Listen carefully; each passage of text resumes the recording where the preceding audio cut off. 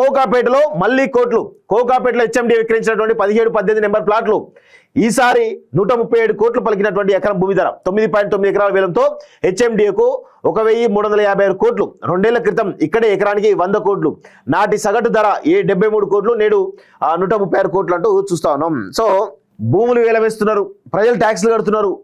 వందల ఎకరాల 100 కోట్ల రూపాయలకు సంబంధించిన విలువైనటువంటి భూములను వేలవేసినప్పటికీ కూడా ఈ రాష్ట్రం ఎందుకు అప్పుల ఊబిలో కూరుకుపోయింది? దీనికి కారణం కేసీఆర్, దాన్ని కొనసాగిస్తున్నారు రేవంత్ రెడ్డి. చాలా స్పష్టంగా గుర్తుపెట్టుకోవాలి. ఇగో అందరికీ అభివృద్ధి అట. ఏం అభివృద్ధి నాకు అర్థం కాదు. ప్రతి ఒక్కరికి ఫలాలు సమానంగా పంచడమే లక్ష్యం. ప్రతి ఒక్కరికి తెలంగాణ ప్రజల రక్త మాంసాలతోటి వచ్చినటువంటి ట్యాక్స్లు డబ్బులు ఏవైతున్నాయో వీటిని రేవంత్ రెడ్డి అగ్రభాగం తీసుకుంటే మంత్రులు కొంచెం తీసుకుంటా ఉంటారు. దాని తర్వాత ఎమ్మెల్యేలు వాళ్ళు కూడా ఒక తృణమోప్రమో వాళ్ళు తీసుకునే ప్రయత్నం చేస్తుంటారు. ఇదే కదా అందరికీ అందాల్సిన ఫలాలు. అంటే ఏంటి? ఇవే ఫలాలు కదా. తెలంగాణ రాష్ట్రం ఏదైతే నెలకు 20,000 కోట్లు ఎన్నో వస్తున్నాయి కదా ట్యాక్సుల ద్వారా, అవన్నీ కూడా మింగడానికి మీరందరూ కూడా చాలా పకడ్బందీ ప్లాన్ చేస్తున్నట్టుగా కనబడతా ఉంది. ఆలీబాబా 6 దొంగలు గతంలో ఉంటే ఆలీబాబా 40 దొంగలు ఇప్పుడున్న పరిస్థితి.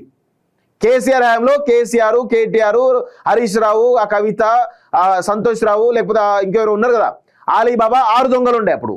ఇప్పుడు ఏమవుతుంది? ఆలీబాబా 40 దొంగలు అవుతుర్రు.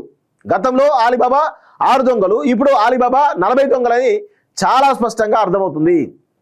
వాళ్ళేమో ఒక కుటుంబం దోచుకుంది మొత్తం, అందరు కలిసి లక్షల కోట్ల రూపాయలు దోచుకుంటే ఇప్పుడు పకడ్బందీగా సీఎంతో పాటు మంత్రివర్గం, ఎమ్మెల్యేలు అంతా కలిసి మంచి వాటాలు పంచుకున్నారు. ఎవరికి వాటాలు వాళ్ళు చాలా స్పష్టంగా పంచుకుంటూ ముందుకు పోతున్నట్టుగా కనబడతా ఉంది. ఇంకా ఏమంటారు? ప్రతి ఒక్కరికి ఫలాలు సమానంగా పంచడమే లక్ష్యం. ఎవరికి? కాంగ్రెస్ సీఎంకి, తర్వాత మంత్రులకి, తర్వాత ఎమ్మెల్యేలకు ఫలాలు సమానంగా పంచడమే లక్ష్యం. తెలంగాణ ప్రజల ట్యాక్స్ రూపంలో వచ్చినటువంటి 20,000 కోట్లను వీళ్ళందరికీ పంచడమే లక్ష్యంగా ఈ గ్లోబల్ సమ్మిట్ ఆవిష్కరణ కాబోతుందని చాలా స్పష్టంగా మాకైతే అర్థమవుతున్న విషయం. ఇవన్నీ మర్చిపోయి అన్నీ ఉత్తమ ముచ్చట్లు, పనికిమాలిన ముచ్చట్లు బంద్ చేయండి. తెలంగాణ సొమ్మును అప్పరంగా దొబ్బి తిందామనే ఒక ప్రయత్నం తప్ప వేరే ఏది కనబడతలేదు. రాష్ట్రంలోని మెరుగైన విద్య, భద్రత, ఉత్తమ వైద్యం, ఉపాధి అట. $3 ట్రిలియన్ ఆర్థిక వ్యవస్థ నిర్మాణం. జీడిపికి రాష్ట్రం నుంచి 10% వాటా అందించడం.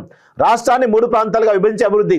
తెలంగాణ రైజింగ్ 2047 విజన్ డాక్యుమెంట్లో సర్కారు లక్ష్యాలు. వచ్చే నెల 8-9లో గ్లోబల్ సమ్మిట్లో ఆవిష్కరణ అంటూ చూస్తా ఉన్నాం.